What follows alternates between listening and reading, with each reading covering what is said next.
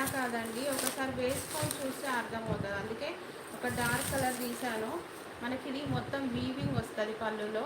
Fabric marshmallow అండి, Vardhini sister marshmallow cloth అసలు ఎంత బాగుందంటే, అసలు ఇవైతే ఇలాంటి ఫ్యాబ్రిక్లో మనకు అప్పుడు త్రీ త్రీ టైమ్స్ రీస్టాక్ చేయించాము.